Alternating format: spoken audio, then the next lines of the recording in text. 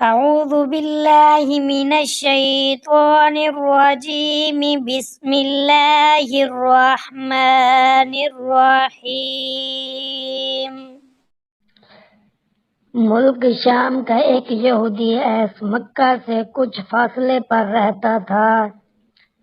وہ جب بھی کسی کام سے مکہ آتا وہاں کے لوگوں سے ملتا تو ان سے کہتا، بہت قریب کے زمانے میں تمہارے درمیان ایک بچہ پیدا ہوگا، سارا عرب اس کے راستے پر چلے گا، اس کے سامنے ذلیل اور پست ہو جائے گا، وہ عجم اس کے شہروں کا بھی مالک ہو جائے گا۔ یہی اس کا زمانہ ہے جو اس کی نبوت کے زمانے کو پائے گا اور اس کی پیروی کرے گا، وہ اپنے مقصد میں کامیاب ہوگا۔ جس خیر اور بھلائی کی وہ امید کرتا ہے وہ اس کو حاصل ہوگی، اور جو شخص اس کی نبوت کا زمانہ پائے گا مگر اس کی مخالفت کرے گا، وہ اپنے مقصد اور آرزوؤں میں ناکام ہوگا۔ مکہ معظمہ میں جو بھی بچہ پیدا ہوتا وہ یہودی اس بچے کے بارے میں تحقیق کرتا اور کہتا، ابھی وہ بچہ پیدا نہیں ہوا۔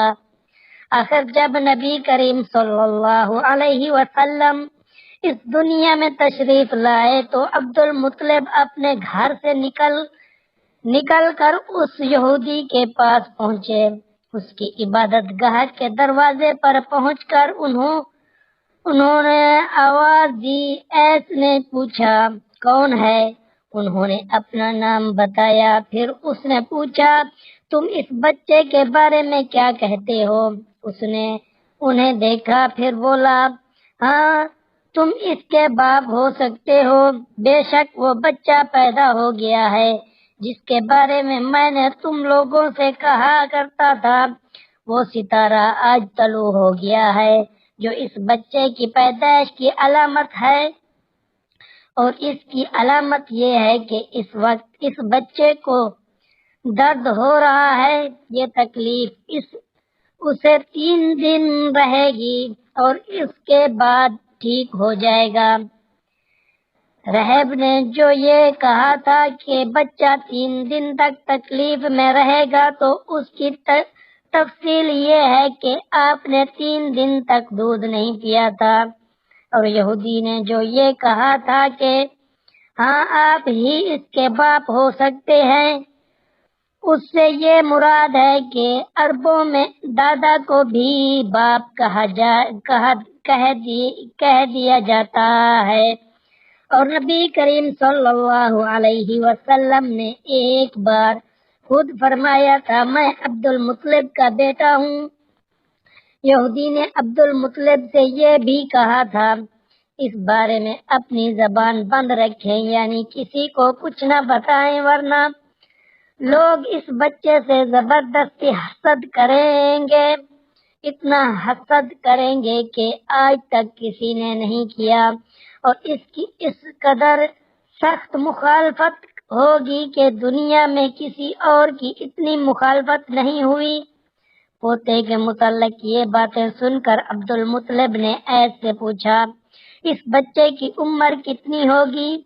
یہودی نے اس سوال کے جواب میں کہا، اگر اس بچے کی عمر تبھی ہوئی تو 70 سال تک نہیں ہوگی، بلکہ اس سے پہلے ہی 61 یا 63 سال کی عمر میں وفات ہو جائے گی، اور اس کی امت کی اوسط عمر بھی اتنی ہی ہوگی کہ پیدائش کے وقت دنیا کے بت ٹوٹ کر گر جائیں گے۔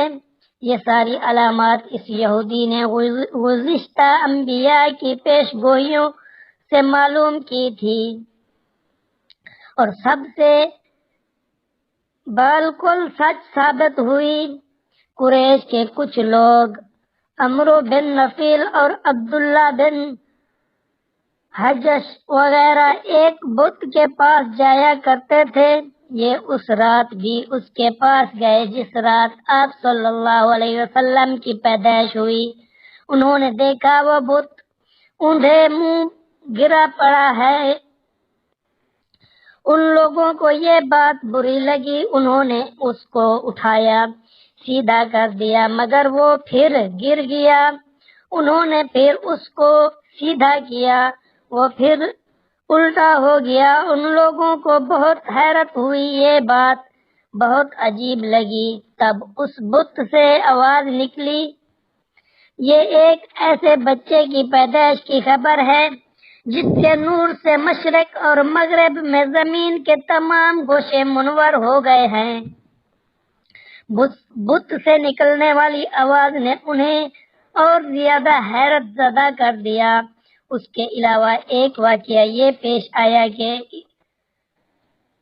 ایران کے شہنشاہ کسریٰ نوشیرو کا محل ہلنے لگا اور اس میں شگاف پڑ گئے۔ نوشیرو کا یہ محل نہایت مضبوط تھا، بڑے بڑے پتھروں اور چونے سے تعمیر کیا گیا تھا۔ اس واقعے سے پوری سلطنت میں دہشت پھیل گئی۔ شگاف پڑنے سے خوفناک آواز بھی نکلی تھی کہ محل کے 14 کنگرے ٹوٹ کر نیچے آ گرے تھے۔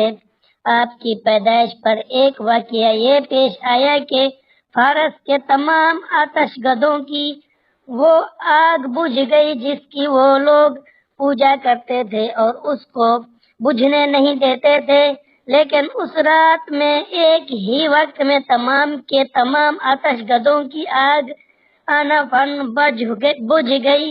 آگ کے بجھنے والوں میں رونا پٹنا مچ گیا۔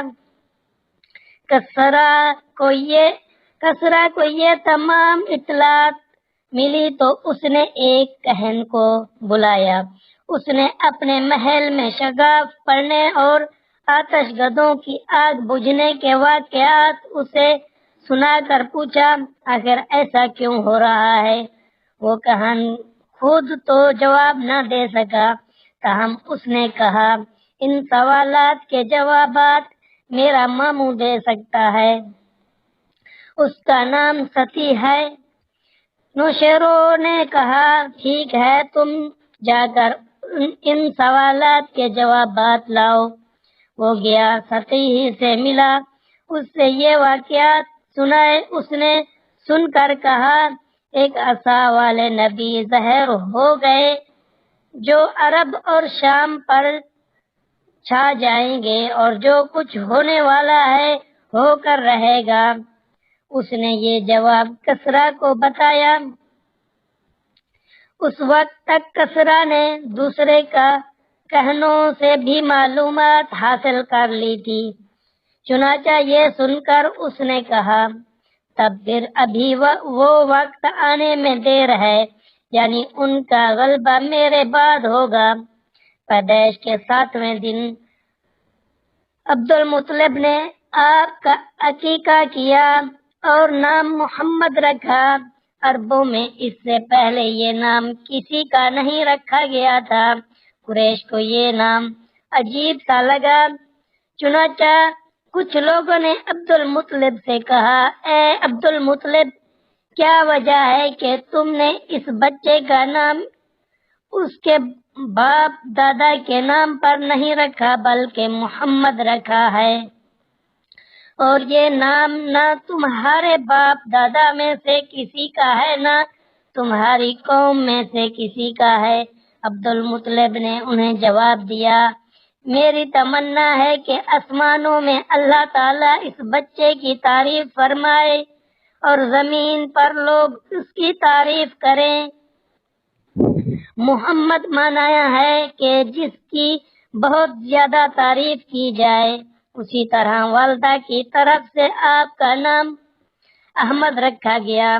احمد نام بھی اس سے پہلے کسی کا نہیں رکھا گیا تھا۔ مطلب یہ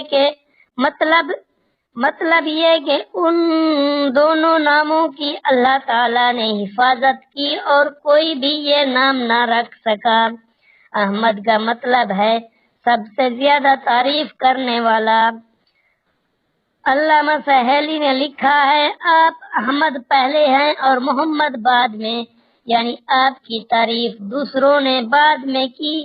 اس سے پہلے آپ کی شان یہ ہے کہ آپ اللہ تعالی کی سب سے زیادہ حمد و نثا کرنے والے ہیں۔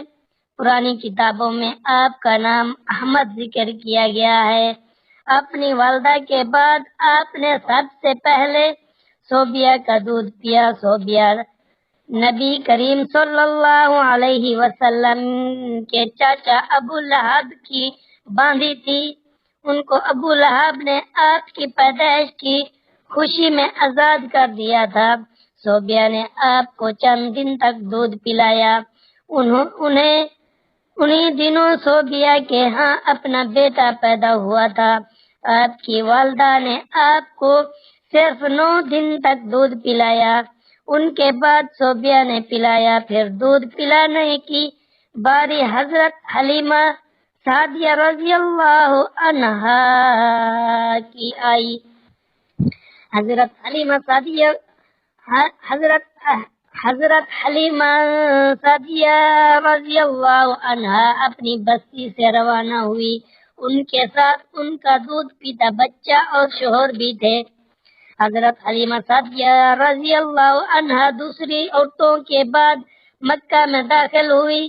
ان کا خچر بہت کمزور اور مریل تھا۔ ان کے ساتھ ان کی کمزور اور بوڑھی اونٹنی تھی۔ وہ بہت آہستہ چلتی تھی۔ ان کی وجہ سے حلیمہ رضی اللہ عنہا قافلے سے بہت پیچھے رہ جاتی تھی۔ اس وقت بھی ایسا ہی ہوا۔ وہ سب سے آخر میں مکہ میں داخل ہوئی۔